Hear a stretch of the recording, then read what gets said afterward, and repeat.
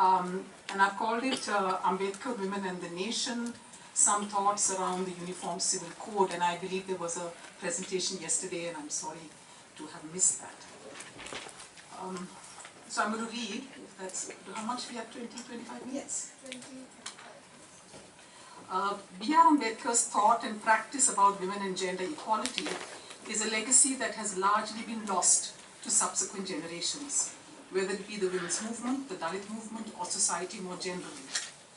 A list of his long-lasting concerns, including the deep inequities suffered by Brahmin women, from child marriage to sati, dedicating Muralis and Yoginis to local deities and so condemning them to prostitution, his belief that a new Dalit Samaj would be founded through the dignified labor of the Dalit working woman, his call for intermarriage as the quote-unquote solvent of caste, and the special hopes according to the Hindu Code Bill. All of these point to the extraordinary range as well as weight that he placed on women. This may well make Ambedkar unique among 20th century reformers and political leaders, and this is something that only struck me as I was thinking, I don't think there is anyone like that for the 20th century. Certainly not Gandhi, I don't think comes close. Unfortunately, we have yet to gain a perspective on this legacy. We are least equipped when it comes to assessing what his relevance might be for the present moment and its many challenges. Such an assessment is by no means a simple task. Ambedkar is very hard, at least for me, very hard to think with. Many may not find it easy to follow some of his criticisms, especially when it comes to his thinking about nationalism, the nation, and women. I believe this is because Ambedkar was struggling to articulate an alternate perspective on the very question of women and the nation in a context where very potent and often problematic views were being widely popularized. I'm quoting from him, and this is from his book on Pakistan. Women is at once the seedbed and the hothouse for nationalism in a degree that men can never be. Close quote. One of the most acute sights from his time to the present for this playing out of women and the nation has been the contestation over the Uniform Civil Code. The UCC was one of the oldest demands of the women's movement in India for most of its history and considered essential for national integration. Today, it has largely come to be seen as a battle over the wrongs of Muslim women. Ambedkar's efforts to establish a transformed Hindu code for the new nation in the realm of personal law, one that would not only be gender just, but play its part in the annihilation of caste, has entered mainstream scholarship quite recently. In this presentation, I would like to demonstrate why the question of Ambedkar's investment in the Hindu Code Bill is so critical for contemporary feminist and anti-caste politics. Feminists have been somewhat better able to locate the crisis experienced by Muslim women, caught in the crosshairs of nationalism, default Hindu majoritarianism, and an embattled minority culture. Does this mean that the status of Muslim women occupied no place in Ambedkar's own concerns? I will come to this very difficult question at the end of my presentation in the context of his remarkable book, Pakistan or the Partition of India. In order to make a beginning, it is necessary to see how Ambedkar's ideas about caste and gender pushed the notion of the social to its extreme limits and therefore led to his deep investment in the Hindu Code Bill. We're only too familiar with the idea of women as symbols of the nation and nationalism, appropriately reformed to become bearers of a modernized Indian tradition. This has been the main story. Ambedkar's radicalism was to approach women as subjects of caste injustice rather than as subjects of Indian culture, and to criticize caste itself for its profoundly antisocial structure. His early essay, and I don't know if that came up yesterday in discussion, Castes in India, Their Mechanism, Genesis and Development, which was presented in an anthropology seminar in 1916 in Columbia University, offered a theory of caste as a system that provided India with a sense of what he called cultural unity. In place of Jyotiba Phule's dual caste structure, Ambedkar uses notions of levels and layers of social distance, which he was later to call graded inequality. Endogamy superimposed on exogamy is the heart of the matter, which for Ambedkar made the caste system one of a kind, a system first put in place by Brahmins, structured from below by imitation and from above by excommunication, and therefore unlike either class or race. But what makes Ambedkar particularly fascinating is that his interest in gender does not stop at identifying the critical importance of endogamy. It extends to the problems identified by social reform like sati, enforced widowhood and child marriage, which for Ambedkar become signs of the social position of a given caste in the hierarchy. The lower the status of a given caste in the system, the less is its capacity to imitate these what he called iniquitous injunctions on women imposed by the high castes. What cannot be disputed is the remarkable power of the figure, then, of upper caste social reform at the very center of his first theory of caste as a system. That Ambedkar had not given up on these ideas is evident in his famous essay, the speech, and this has been referred to frequently, I think, the speech that could not be delivered on the annihilation of caste 20 years later in 1936, where he says that he wished to incorporate the 1916 essay in a subsequent edition. It's a pity that he did not manage to do so, since there are clear connections but also shifts between the two. The annihilation of caste begins directly with the many experiences of untouchability that surrounds him, incident after incident, where to live is quite starkly to exist in a state of boycott from the rest of the world. This experience of untouchability therefore makes the very notion of being a Hindu uniquely problematic, since it is not clear what exactly the word can mean in such a context. This is what leads to the powerful indictment at the heart of the essay, and I'm quoting, "Hindu society as such does not exist," close quote. He goes on to say that social reformers have only seen the family, widowhood and marriage, leaving the caste system with its denial of the social out of the picture. Without the very basis for the creation of a social bond between people, what meanings can be attached to political or economic reform for the future nation? Here Ambedkar is giving the notion of the social a unique weight. While standard accounts of caste would view it as a system of hierarchical relationships, however rigid and oppressive, he is at pains to dwell on the anti-social nature of caste, with profound anti-national consequences, whereby untouchables are bound to a system through being socially excluded from it. This is why the annihilation of caste is not only necessary, but must take precedence in national reconstruction, so that the existence of castes as anti-social communities, as graded sovereignties, can be broken.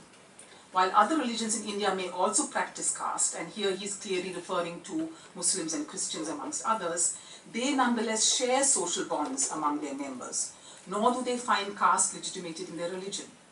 This is the context within which Ambedkar makes his much-quoted remark about intermarriage being the quote-unquote solvent of caste. It is Hindus who require the creation of social relationships imbued with a sense of having something in common, what he calls a sense of kinship, being kindred, across caste, which he believes intermarriage could make possible. This then would be the essential precondition of becoming a nation. But even intermarriage, like interdining, can easily reduce to an exercise of what he called force-feeding, unless accompanied by the destruction of the sanctity of the Shastras that keeps caste alive.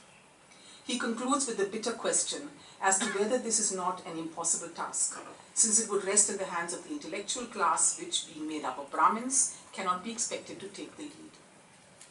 Untouchability, caste, gender, and the role of Hinduism for the future nation resonate in this essay in ways that do not always lend themselves to neat integration. It is quite possible to tackle upper caste women's wrongs without affecting the caste system, and Brahmin reformers have been doing this for very long, he says at the very outset. On the other hand, there is no question of removing untouchability without attacking caste as such, and this is his obvious answer to Gandhi. Certainly, intermarriage occupies a special place in the annihilation of caste, even if his remarks in this regard remain brief, however potent. And many times we see this particular line being cited without actually looking at it more closely. It was followed by a much longer discussion on the problems of Hindu religion.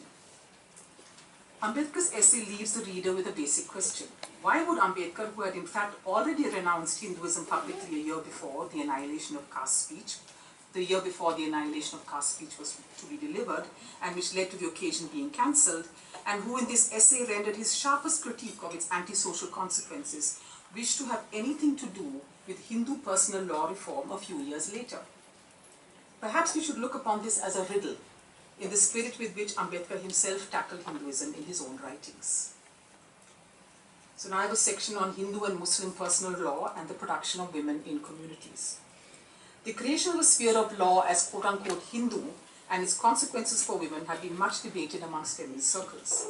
Indeed, so impossible was the task of determining just who was to be included from a legal point of view that Hindus were defined negatively when the Hindu Marriages Act was finally codified in 1955 as those persons who are not Muslim, Christian, Parsi or Jew, also leaving the scheduled tribes out of its purview. Flavia Agnes has put the problem sharply as follows. The present-day quote-unquote Hindu community governed by Hindu laws with their Brahmanical tilt and Anglo-Saxon base is more a legal fiction than a religious entity or social reality. When the codification of Hindu law was finally sought to be implemented, what trajectories for reform did the focus on Hindu family law set in motion in spheres such as property and inheritance, marriage, divorce, and adoption? Where scholars like Flavia Agnes see homogenization and worse, the co-opting of the anti-woman provisions of English matrimonial statutes, others believe, and I'm finding this actually a more interesting argument, others believe that a larger dynamic was engendered whereby liberal ideas, especially those concerning property, became embedded in the system of personal law. Unlike Hindu law, Muslim law recognized both contract and property within the family structure. The implication here is that it is the colonial state that developed a special interest in redressing Hindu women's lack of property rights. If anything, it was Hindu personal law that had to catch up with its more modern Muslim counterpart. The 1920s and 30s were also a time of intense and violent Hindu-Muslim communalization. Its less virulent face was to press for law reform within their respective personal laws, ostensibly to elevate the status of women. Competitive religious communities were thus redefining their cultures in relation to their women. But what is even more striking is that the very grounds on which Hindu personal law was addressed changed fundamentally in the course of repeated efforts at codification. The original purpose of codification of Hindu law was to determine quote-unquote authentic scriptural sanction and customary practices, however inimical to women they might be. This changed with time to move towards reform, that is to say, drawing on notions of equal rights and the need to change laws and customs accordingly, in which references to ancient Hindu tradition was often tactical. The significance of this shift has not, I would say, been adequately signposted, given that the focus of discussion has been on the enormous obstacles that were encountered in this process. These include the repeated breakdowns as committee after committee was set up, Nehru's failure to see the process through, and Ambedkar's, of course, very famous resignation as law minister in 1951. The first fragments of a diluted Hindu code bill finally emerged well after independence in 1955 and 56. Of course, there is also the whole question well after about the Uniform Civil Code, which at least in the eyes of many, including the women's movement of the time, should have been the road that the newly born nation should have taken. My focus is a little different. It is to say that in the course of a tumultuous history that both preceded and followed the creation of the Indian nation, the frames for regarding Hindu women were altered, and the reasons for this need to be more fully probed.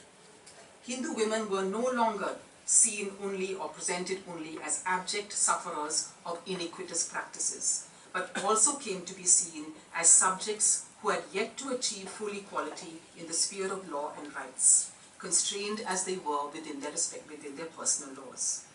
In the acrimonious debates over the Hindu Code Bill in the Constituent Assembly and special committees, orthodox and revivalist opponents of Hindu reform believed that too much would be changed, and they were particularly apprehensive about the introductions of such quote-unquote un-Hindu practices as monogamy, intercaste marriage, and divorce. So much so that apart from expected cries of religion and tradition being in danger, Ambedkar was even accused in castiest terms of being unfit to deal with Hindu law. For his part, Ambedkar spoke these famous words at the time of his resignation, and I'm quoting, "The Hindu Code was the greatest social reform measure ever undertaken by the legislature in this country. To leave inequality between class and class, between sex and sex, which is the soul of Hindu society, untouched, is to make a farce of our constitution and to build a palace on a dung heap." This is the significance that I attach to the Hindu Code. Post quote.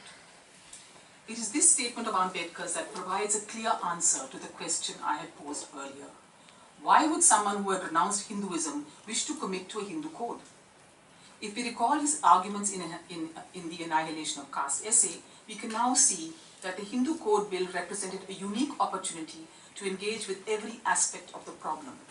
The critical part that gender plays in the caste system, to be sure, but also the foundational role of religion in keeping the system alive. A specifically Hindu code had to have nothing less than a set of genuinely rational laws embodying equality in order to provide an entirely new basis for Hindu society. This is my argument.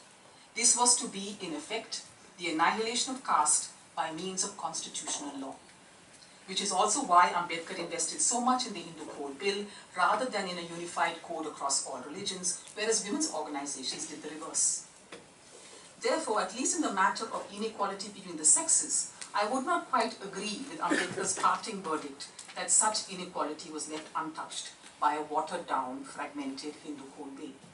I would submit that Hindu women's status was reframed in the language of equal citizenship rights, and that this was acknowledged precisely by pointing out the extent to which they fell short of equality, where Hindu women as a category could now be addressed without the kind of the extent to which they fell short of equality in the final legislations that were passed. Perhaps this was yet another instance where Hindu women as a category could be addressed without the kind of fundamental overhauling of Hindu society that was at the center of Ambedkar's struggle. What is discernible is a departure from a long and multivariate history whereby Hindu women were reconstructed as symbols of religious tradition within the sphere of culture. Hindu women were now no longer outside the terrain of liberal equality as defined by the state and its laws, but rather unique subjects in relation to the new state. The very recognition of the incomplete equality, that is to say, the very inequality of women in the final form of the Hindu Code Bill, inaugurated the process of secularization for Hindu women, even if this was not the terminology used. Hindu law was neither simply codified, whatever that would mean, nor was it, as contemporary Hindutva common sense would claim, successfully reformed in the direction of giving Hindu women equal rights. Rather, Hindu personal law was brought within the ambit of state enacted law and its constitutional frames of liberal equality, thus ensuring that the process of secularization, though stalled, constrained, fragmented, was nonetheless underway. It is a matter of poignant and for Ambedkar bitter irony that this very same history could not accommodate his dream of annihilating caste. His views found only limited negative expression in the form of the absence of caste restrictions in the Hindu Marriage Act, while his larger struggle was buried and found little articulation in the future debates and heated battles over personal law and women's rights. What about the trajectory of Muslim personal law? How much? Okay. 10 minutes? Okay, now, I have very little time. Basically to say that when it comes to the parallel trajectory of Muslim personal law reform, scholars have shown that right up till the time of independence, there was indeed a fair amount of law reform done in terms of Muslim personal law, whether or not it was done in a spirit of rivalry, as was in fact the kind of the mood at the time. So it is important to bear in mind that right up till the time of independence, when the Hindu Code Bill had yet to be seen through, Muslim personal law reform offered an instance of a religiously administered yet dynamic mechanism that was able to claim rights for women, Muslim women, that Hindu women did not have. So many have commented on the decisive changes that happened at the time or after the time of the creation of Pakistan. On this side of the hastily drawn border, the newly created Hindu majoritarian state, unlike its colonial predecessor, could not inspire confidence in the Muslim community that had suddenly turned into a minority. And as we will see, Ambedkar had very prescient views on this whole situation. The women's movement, as I have said over and over again, from the time of the colonial period till after independence, kept on insisting that we should go for comprehensive laws, and they saw the Hindu Code Bill only as a fallback measure. And this position only changed at the time of the Shah Banu controversy. I won't go into it here. In 1986, it was the first time that this call for a uniform civil code was questioned. And it took another 10 years, even after that, it took till 1995, and it was one of the most bitter, long-lasting kind of debates within the women's movement for fundamental rethinking to emerge. And I'm giving you one voice here on this new thinking around personal law reform.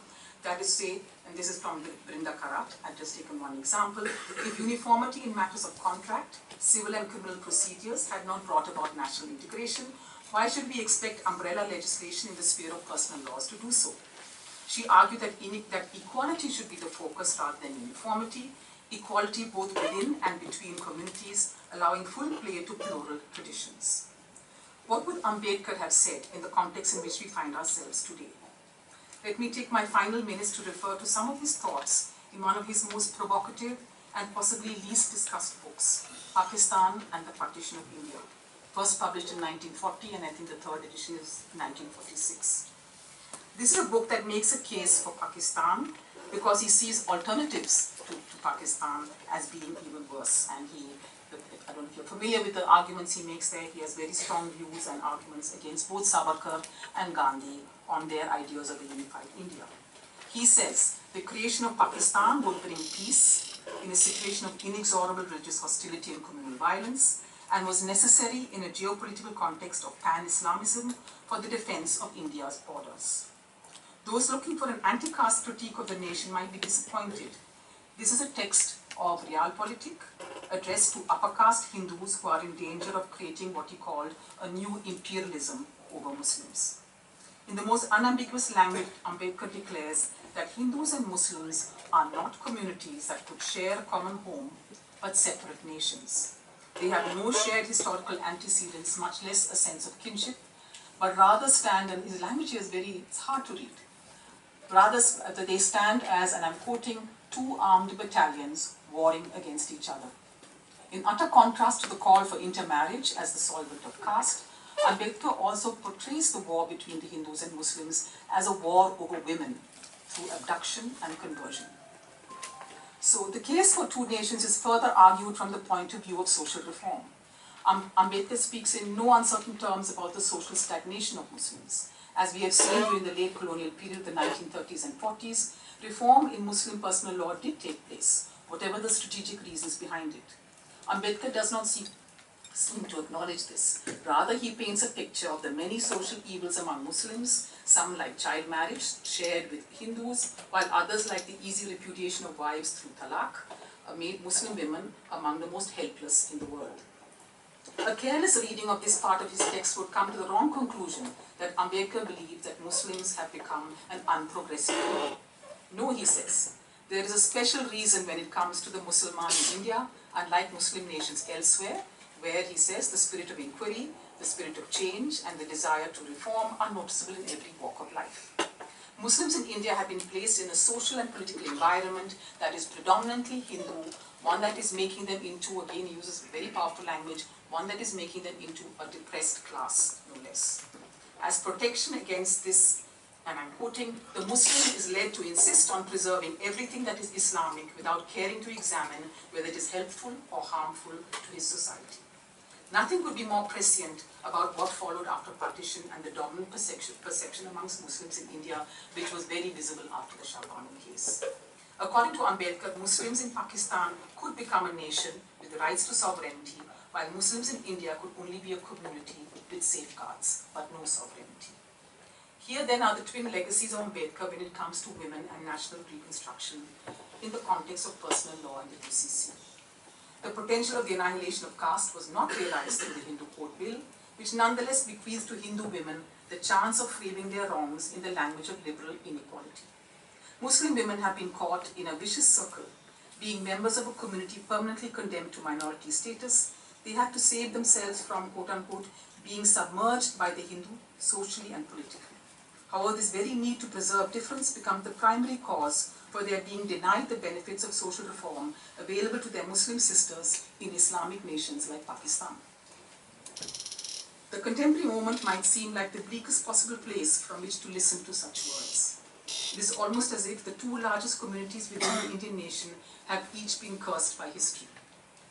But not listening, or even worse, misreading Ambedkar today will only condemn us to renew the curse.